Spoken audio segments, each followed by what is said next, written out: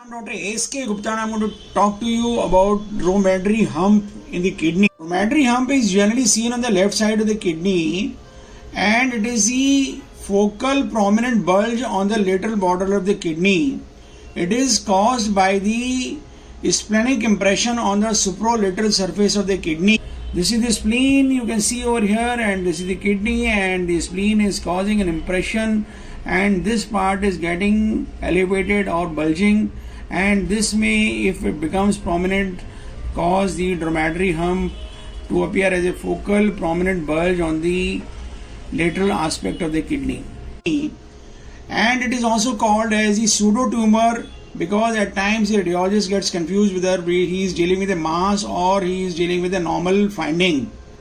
To differentiate the dromedary hump from the renal mass, it is important that the calyces which are seen should extend into the focal bulge, and the vascular supply of the kidney should also extend into the focal bulge, as you are seeing in this case that the renal vessels are extending into the focal bulge, so it is likely to be a dromedary hump rather than being a mass.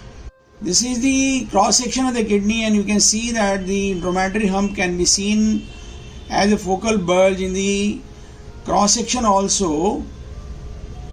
Please like our channel, subscribe it and share the video with your friends so that large number of people can be benefited. Thank you very much.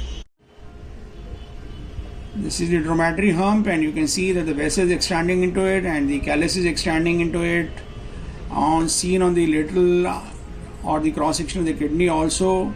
And now we see the urinary bladder. We find that the urinary bladder is normal and well filling, and both the ureters are discharging urine into the bladder.